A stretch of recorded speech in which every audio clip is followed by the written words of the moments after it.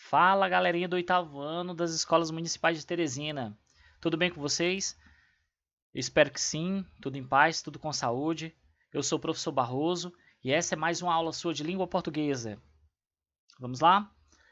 A aula de hoje vai tratar do tema localizar informações explícitas através do seguinte gênero, lendas. E por fim, para saber se você realmente entendeu o assunto, tem um exercício muito bom para praticarmos sobre esse descritor, a localização de informações explícitas em lendas. Tudo certo? Então vamos lá. Opa! Já começamos a aula com uma perguntinha do nosso querido aluno Anacoluto Cacofônico, né? Um personagem que de vez em quando aparecerá nas nossas aulas, representando nossos queridos alunos que adoram tirar suas dúvidas. E o certo é isso mesmo. Então vamos lá. A pergunta dele é a seguinte: o que são lendas? Bom, a pergunta é excelente, Anacoluto Cacofônico. Muito boa mesmo. Mas para responder de forma completa essa pergunta, precisamos antes fazer aquilo que toda aula de língua portuguesa tem que ter, que é a leitura de um texto. Nesse caso, ele será curto e depois voltaremos ao seu questionamento. Então segura só um pouquinho aí, Anacoluto. Então vamos lá. Leitura do texto Mandioca. Diz a narrativa tupi que certa vez uma índia teve uma linda filhinha a quem deu o nome de Mani. A menina era muito bonita e de pele bem clara, alegre e falante, e era amada por todos. Certo dia, a índiazinha não conseguiu se levantar da rede. O pajé correu para acudir, levou ervas e bebidas, fez muitas rezas. Mesmo assim, nem as rezas do pajé, nem os segredos da mata virgem, nem as águas profundas e muito menos a banha de animais raros puderam evitar a morte de Mani. A menina morreu com um longo sorriso no rosto. Os pais resolveram enterrá-la na própria oca onde moravam, pois era costume dos índios tupi. Regaram a cova com água, mas também com muitas lágrimas, devido à saudade da menina. Passado alguns dias, no local em que ela foi enterrada, nasceu uma bonita planta. As folhas eram viçosas e a raiz era escura por fora e branquinha por dentro, lembrando a cor de pele de Mani. Deram-lhe então o nome de mandioca, que significa casa de Mani. A tribo havia descoberto um precioso alimento. Então vamos lá. Para responder a pergunta feita aí pelo nosso querido aluno, o Anacoluto Cacofônico, sobre o que é lenda, vamos fazer algumas observações sobre esse texto, algumas considerações importantes. Vamos lá. Características desse texto. Bom, acabamos de ler que ela apresenta uma linguagem simples e direta, não é verdade? Ou seja, não tivemos dificuldade de entender a história, pois não apresenta palavras ou expressões difíceis, e o texto tem uma organização básica, né, que é o início, meio e fim, sem enrolação, né? Então, tudo muito direto, tudo muito claro. Você não concorda? Então, essa é uma característica desse texto. Vamos lá. Uma outra característica, uma segunda observação a ser feita, é que o texto parece querer explicar o surgimento de alguma coisa, não é? No caso, a mandioca. Fala que essa raiz nasceu depois da morte de uma índia muito querida pela tribo e que o surgimento dessa planta tem relação direta com essa tragédia, né? Com a morte dessa índia, Mani, certo? Então, traz aí a explicação da origem de alguma coisa, né? De algum ser, no caso de uma planta. E vamos para a terceira observação. Bom, você já sabe, como já falamos aí, essa história ela tem um início, meio e fim. Portanto, estamos diante de uma narrativa, não é? Não longa. Claro, ela é curta. Caso você busque, pesquise na internet ou por outras fontes, você verá que essa história ela apresenta diferentes versões. E normalmente, isso é importante, normalmente não tem um autor definido, não foi alguém especificamente que fez essa história. E tem uma explicação. Isso acontece porque ele é um texto de tradição oral, ou seja, ele surge numa determinada comunidade e entre seus integrantes um conta para o outro de geração em geração, o que pode mesmo ter várias modificações e a autoria fica aí desconhecida. Então é uma observação importante nesse tipo de texto. E aí se encaixa um enredo, né, que normalmente trata de aspectos culturais, regionais, folclóricos.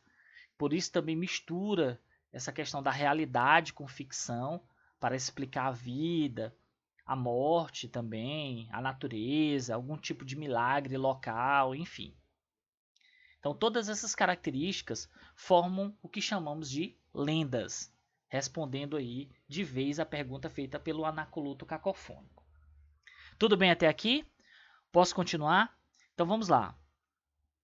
Opa, surge então mais uma aluna interessadíssima na aula, né? Nossa onomatopeia hiperbólica, né? Uma aluna disciplinada, uma aluna que representa nossas alunas observadoras, questionadoras.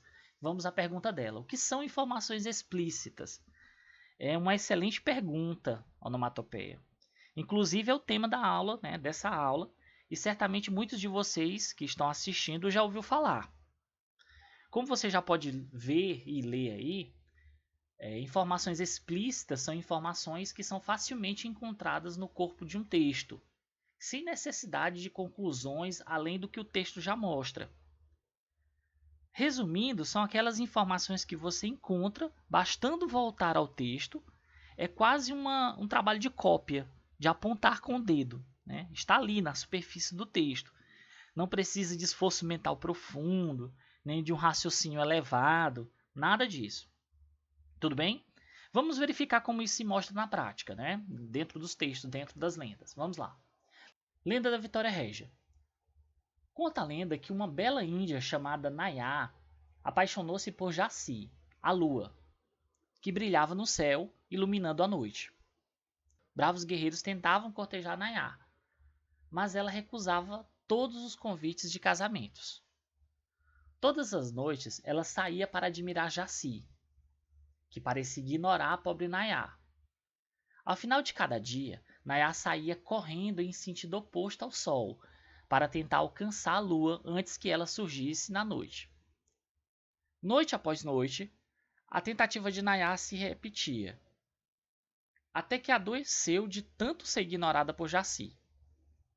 Mesmo doente, Nayá saía em busca da lua.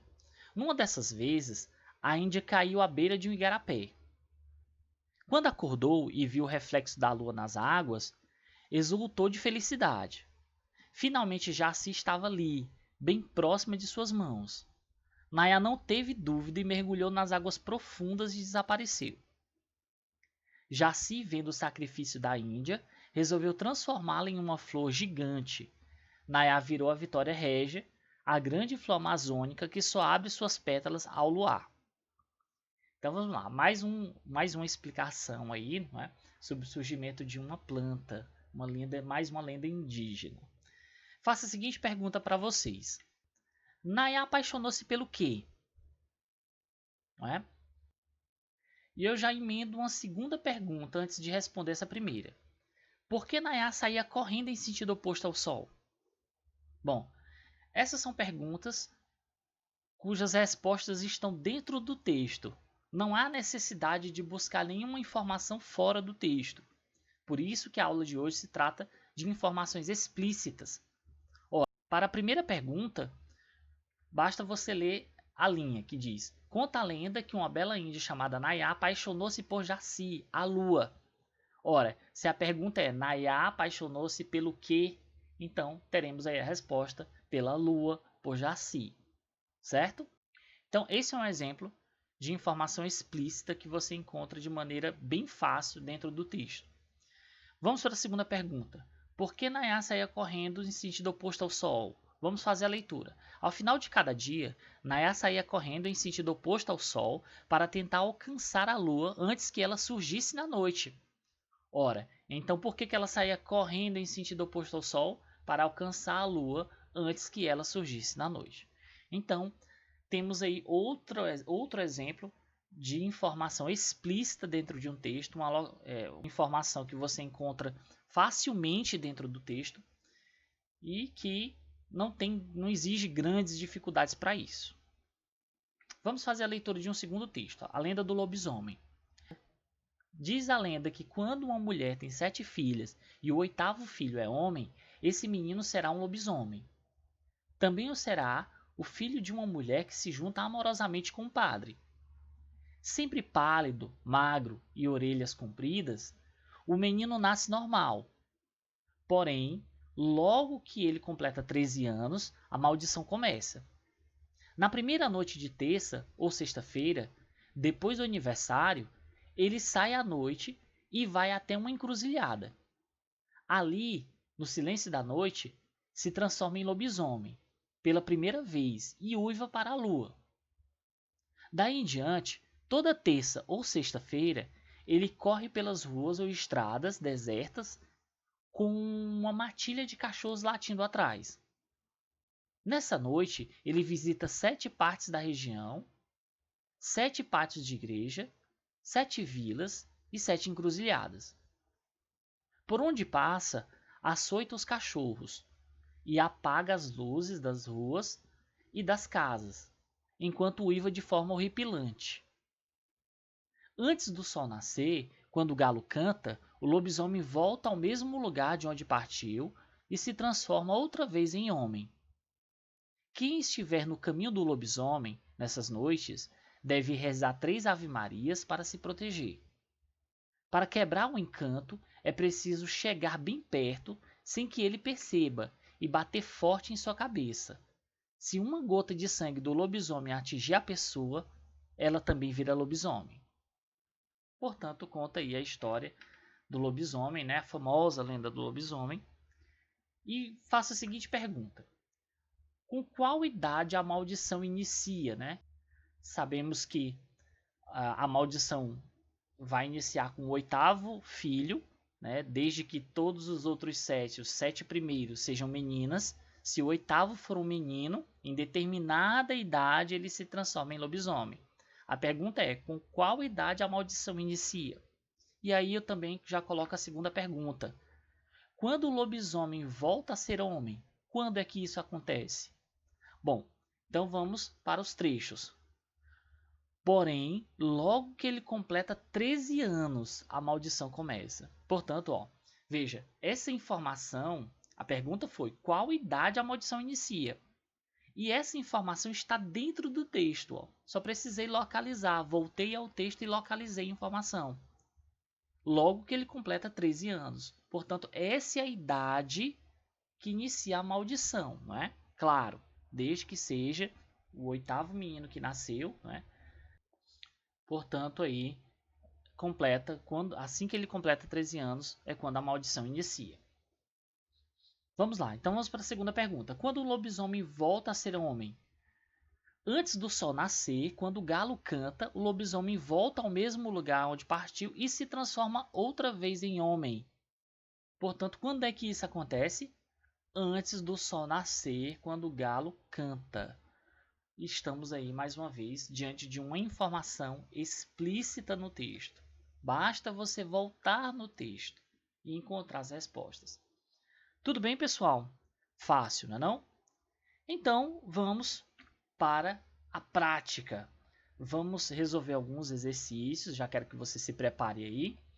Vamos praticar, vamos resolver questões que envolvem esse descritor, localização de informações explícitas em lendas. Vamos lá? Então, primeiro texto aí que encontramos vai falar sobre a lenda dos diamantes. Muito antes de 1500, o Brasil chama-se Pindorama e vivia a de 1000 palmeiras. Foi nessa época que o índio Oiti, valente entre os mais valentes, se despediu de Potira, sua esposa, e desceu o rio para dar combate a uma tribo inimiga. 12 luas passaram-se sem que o moço guerreiro voltasse. A linda Potira permaneceu sempre à beira do rio, com o olhar perdido no horizonte infinito, à espera do esposo. E quando lhe veio a certeza que não o veria mais, Potira chorou de saudades. Suas lágrimas misturaram-se com a areia da praia e Tupã transformou-as em diamantes. Então, temos aí mais uma lenda com uma explicação de um fenômeno natural, né, que é o surgimento aí dos diamantes. Vamos lá, qual a pergunta? Quem criou o diamante foi? Letra A, Oiti. Letra B, Tupã. Letra C, Potira. Letra D, Pindorama. Então, pessoal, 20 segundos aí para vocês. Vamos lá?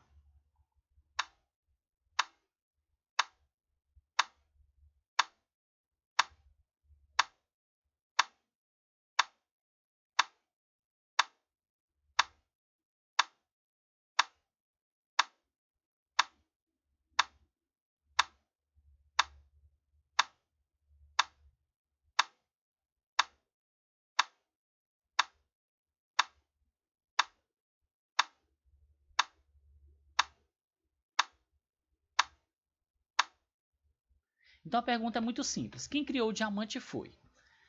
Então a gente tem, na última parte, se você se dirigir à última parte do texto, tem assim. E quando lhe veio a certeza de que não veria mais, Potira chorou de saudade. Suas lágrimas misturaram-se com a areia da praia e Tupã transformou-as em diamante. Portanto, a resposta correta aqui temos letra B, Tupã. Certo, pessoal? Então, uma informação bem clara dentro do texto. Bastava você voltar, fazer a leitura atenta e responder a questão. Vamos para a segunda questão. Ainda sobre o mesmo texto. De acordo com a lenda, o diamante foi criado a partir, letra A, da luz de 12 luares, B, da sombra de 1000 palmeiras, C, de um combate entre duas tribos, D, de lágrimas de saudade caídas na areia. E então, pessoal, 20 segundos.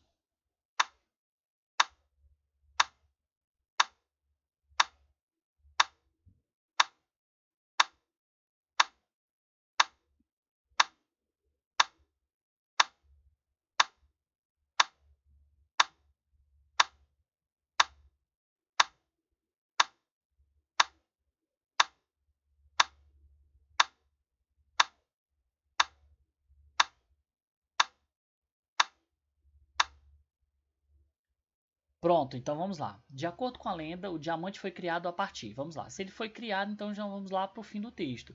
Ele foi criado da luz de 12 luares. Não, 12 luas foi o tempo que se passou e ele não voltou, né? Então não fala sobre a criação do diamante ainda propriamente dito. Então não é a letra A. B. Da sombra de 1000 palmeiras. Da sombra de 1000 palmeiras refere-se aí à época, né? Brasil de 1500, quando se chamava ainda Pindorama. Então não tem nada a ver a letra B. Letra C. De um combate entre duas tribos. Na verdade, o diamante não nasceu do combate, né? Então nasceu porque as lágrimas, né, da Potira se misturou com a areia e Tupã transformou em diamante. Portanto, de lágrimas de saudades caídas na areia. Vamos lá. Olha isso aqui, bem no finzinho. E quando lhe veio a certeza de que não o veria mais, Potira chorou de saudades. Suas lágrimas misturaram-se com a areia da praia. Portanto, a resposta correta, letra D, de lágrimas de saudade caída na areia. Tudo certo, pessoal? Mais uma informação explícita aí, bem facinha de resolver. Mais uma vez, basta que você volte ao texto, claro, de maneira atenta, sem rapidez, prestando atenção nas palavras, e você encontra aí a resposta correta. E vamos para um outro texto. A lenda do milho. Tabajara era um velho índio muito bondoso e querido pelo seu povo. A tribo estava passando por muita dificuldade. Não havia caça e a pesca estava difícil. O velho índio, sentindo que ia morrer, reuniu os homens de sua tribo e lhe disse: Enterrem meu corpo numa cova bem rasa. Cubram-me com palha seca e pouca terra. Esperem vir o sol e a chuva. Ali nascerá alimento para toda a tribo. Após a morte de Tabajara, seu povo fez o que ele havia mandado. Sobre a cova do velho guerreiro apareceu uma planta. Suas folhas compridas lembravam a lança de Tabajara. Sua flor vistosa parecia o cocar do chefe índio, e a tribo descobriu que sua espiga era um delicioso alimento. Foi assim que surgiu o milho. Então, temos aí mais uma lenda explicando, mais uma lenda indígena explicando o surgimento de um alimento, de um vegetal aí, né? No caso do milho. Então vamos lá, qual a pergunta? Segundo o texto, depois da morte do velho índio, a tribo Letra A. Plantou milho para sobreviver durante a fome. Letra B. Fez o que Tabajara havia mandado. Letra C. Começou a pescar e a caçar. Letra D. Pedia sol e chuva na cova. E então, pessoal, 20 segundos.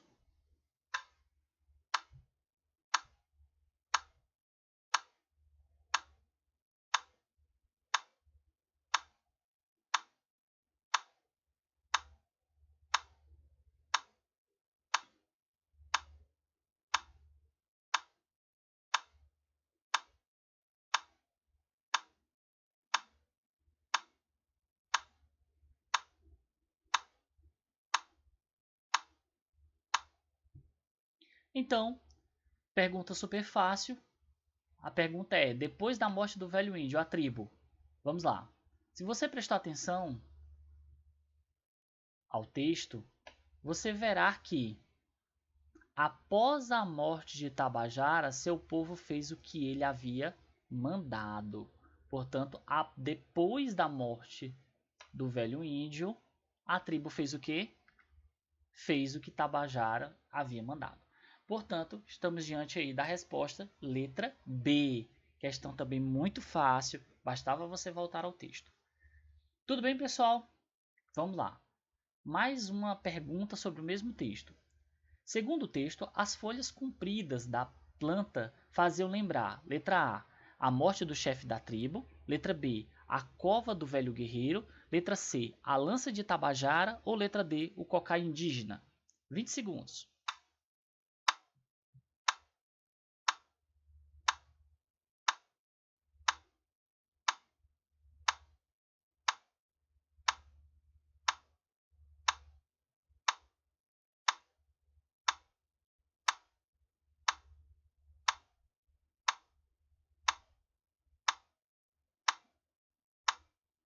Vamos lá. Então, as folhas compridas da planta, vamos lá no texto. Suas folhas compridas lembravam a lança de Tabajara. Portanto, resposta correta, letra C, a lança de Tabajara. Então, a planta e as folhas da planta lembravam, por ser pontiagudas, né, finas e compridas, lembravam a lança de Tabajara. Vamos para o próximo texto. Mula sem cabeça. É noite de quinta para sexta-feira. O viajante assustado se apressa para chegar ao seu destino. Ele sabe que é noite de mula sem cabeça, bicho amaldiçoado que ataca tudo e a todos. Diz a lenda que as mulas sem cabeça são mulheres que mantêm casos amorosos com padres católicos nas cidades do interior do Brasil. E como castigo recebem esta terrível sina, esse terrível destino, não é? A mula, que corre 7 cidades, quando se transforma, ataca sem piedade tudo o que vê pela frente.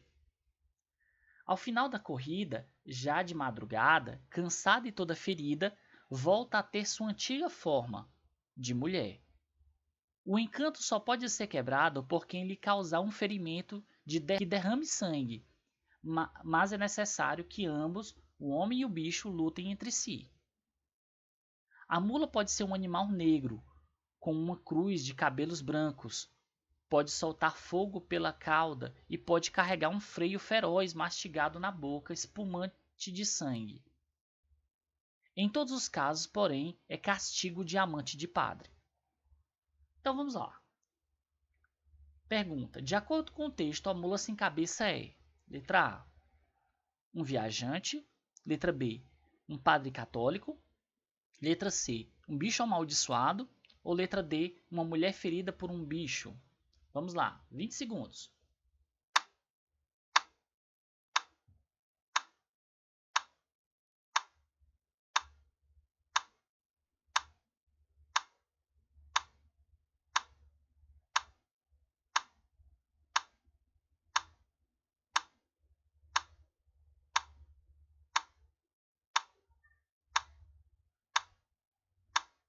Acabou o tempo, então vamos para a pergunta. De acordo com o texto, a mula sem cabeça é: ela é um viajante? Não, no texto não vem falando que é um viajante. Diz que o viajante fica assustado porque sabe que a noite de quinta é favorável para o aparecimento da mula sem cabeça. É um padre católico? Não. Na verdade, são mulheres que se envolvem amorosamente com padres católicos. Padres, né? Não preciso nem dizer católicos. Letra C. Um bicho amaldiçoado? Exatamente. Olha quando ele diz aqui, ó. Ele sabe que é noite de mula sem cabeça, bicho amaldiçoado. Portanto, resposta correta, letra C. Um bicho amaldiçoado. Tudo bem, pessoal? Questão fácil, não é? Vamos para o próximo. Usando o mesmo texto. De acordo com o texto, a mula sem cabeça, quando se transforma? Letra A. Corre 7 cidades. Letra B. Ataca com piedade. C. Procura alimentos. Ou letra D. Devora homens. E então, pessoal, o que vocês acham? 20 segundos.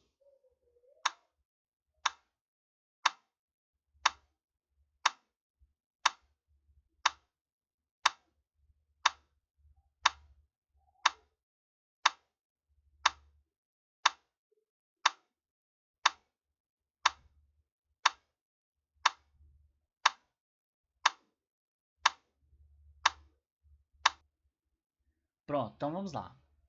De acordo com o texto, a mula sem cabeça quando se transforma. Olha aqui, ó. Quando se transforma, a mula que corre 7 cidades quando se transforma. Opa, então já estamos diante aí da informação. Corre 7 cidades. Então, a resposta correta, corre 7 cidades. Ataca com piedade? Ó, a letra B você já sabe que está errado, não é? Ela não ataca com piedade. Pelo contrário, é sem piedade. Não é isso? Letra C. Procura alimentos? Ela não procura alimentos. O texto não vem falando que ela procura alimentos. Letra D. Devora homens? Não, ela não devora homens. Ela briga com homens, né? Mas não os devora. Portanto, resposta realmente correta, letra A. Tudo bem, pessoal? Fácil. Vamos lá. Então, fazendo uma retomada do que a gente viu na aula de hoje. Trabalhamos, então, as lendas e as suas características. Vocês puderam ver aí que se trata de uma narrativa curta, né? Normalmente explicando o surgimento de alguma coisa. A gente viu diversas lendas aí, várias têm origem normalmente centrada numa comunidade, numa tribo, não é? Vocês viram também que se trata de um texto de tradição oral, né? Surge em determinada comunidade, tem seus integrantes, uma geração vai passando para outra de forma oral e que é possível que esses textos eles tenham modificações, né? E autoria desconhecida. Viram também que esse texto mistura realidade com ficção, não é? Justamente para explicar aspectos da natureza, da vida, da morte, de um milagre. São centradas numa comunidade local, né? Uma cultura regional ou alguns elementos folclóricos de determinada região. Então, essas são as lendas e as suas características. Uma outra observação é que vocês também aprenderam a localizar informações explícitas no texto. Fizemos isso dando diversos exemplos, inclusive também fizemos questões. Então, espero que vocês tenham aprendido de uma vez por todas a localizar essas informações explícitas dentro dos textos. Tudo bem, pessoal? Então, obrigado pela aula de hoje. Fique em casa e estude. Grande abraço. Tchau.